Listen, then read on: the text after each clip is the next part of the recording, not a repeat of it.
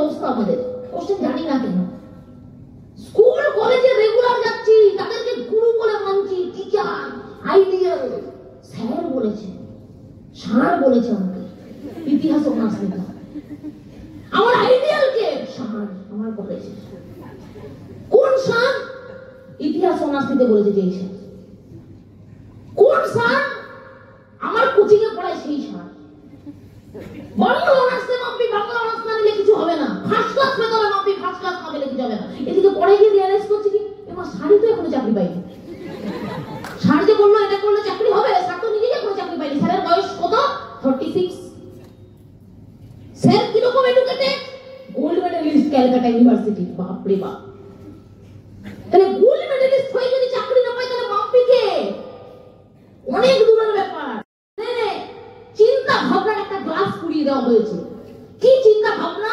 Career মানেই চাকরি, career মানেই জব, ক্যারিয়ার মানেই ইনকাম। কিভাবে? স্যালারির মতো করে।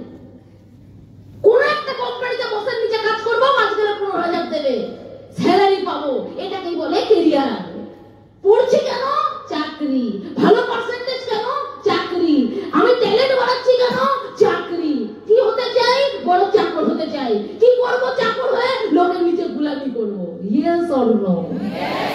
ছোটবেলা থেকে, জন্মের পর থেকে থট ব্রেনে ঢুকিয়ে দেওয়া হয়েছে। দ্যাটস ওয়াই আমাদের ব্রেন চাকরির বাইরে যা কিছু ভাবতেই পারে না, এর বাইরে যে দুনিয়া আছে যা ভাবতেই পারে না। আমাদের ব্রেন একটাই জিনিস বোঝে, চাকরি। Am I making sense? Yes. কথাগুলো বুঝতে পারছি? Yes. আমি জানি এখানে প্রচুর চাকরি প্রেমিক মানুষ বসে আছে, আর তাদের আমার কথাগুলো খুব গায়ে লাগবে, কারণ তাদের চাকরি প্রেমিক। কারণ গার্লফ্রেন্ডকে নিয়ে যদি কিছু বলা হয় যেমন গায়ে লাগবে, কারণ গার্লফ্রেন্ড হচ্ছে তার প্রেমিকা। সেম ছোটবেলা থেকে আমাদের আরেকটা প্রেমিকা বা প্রেমিক লাইফে আছে, সেটা কি? চাকরির প্রতি ভালোবাসা। তাই দ্যাটস ওয়াই চাকরি আমাদের কাছে প্রেমিক প্রেমিকা হয়ে গেছে। আমি জানি গায়ে লাগবে এখানে কিছু মানুষের, কিন্তু আমার উদ্দেশ্য আপনাকে হিট করা না, আমার হিটও করা। কেন কেন বাবা রিয়াকশন দিয়ে বলো 10,000, এমন রিয়াকশন দিয়ে মনে হলো 10,000 না সারা 10 কোটি চেয়ে ফেলেছি। 10 কোটি রিয়াকশনটা 10 কোটি।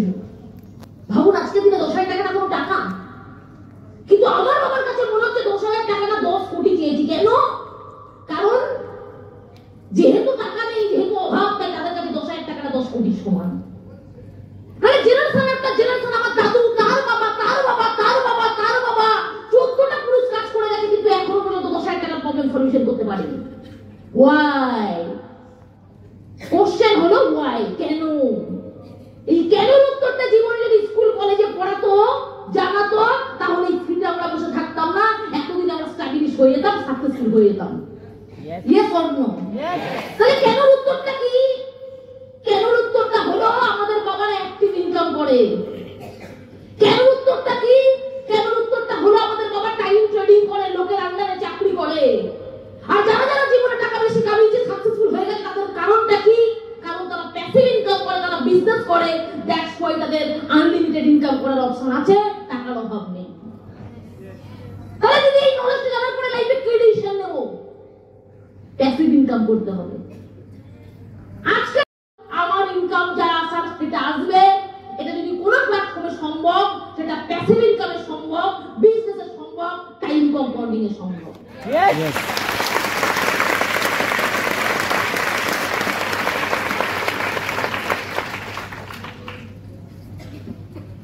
আপনার লাইফে প্রথম কোশ্চেন হওয়া উচিত, আপনি গরিব কেন? আমি আমার লাইফে ছোটবেলা থেকে গরিব ফ্যামিলিতে জন্মেছি। কিছু মানুষ জীবনে কি হয়, গরিবটাকে ভালোবেসে ফেলে। কিছু মানুষ জীবনে কি হয়, গরিবটাকে হেট করে। যারা জীবনে তার প্রেজেন্ট সিচুয়েশনকে ভালোবেসে ফেলেছে, তারা ওই সিচুয়েশন থেকে কোনোদিনও বেরোতে পারে না। Am I making sense? কালকে বাদরের গল্প কি বললাম? বাদর ছোলা বাদামের প্রতি প্রচুর ভালোবাসা, তাই ধরা পড়ে যাচ্ছে। সেম আমাদের সোসাইটিতে কিছু মানুষ তাদের প্রেজেন্ট সিচুয়েশনকে খুব ভালোবেসে ফেলে, আইডিয়াল। তারা জীবনে ওই সিচুয়েশন থেকে ওভারকাম করে বেরোতে পারে না। আর যারা তাদের প্রেজেন্ট সিচুয়েশনকে ঘৃণা করে, হেট করে, তারা ওই সিচুয়েশন থেকে বেরোতে পারে। আমি আমার লাইফে, আমার মনে আছে 5 বছর যখন আমার বয়স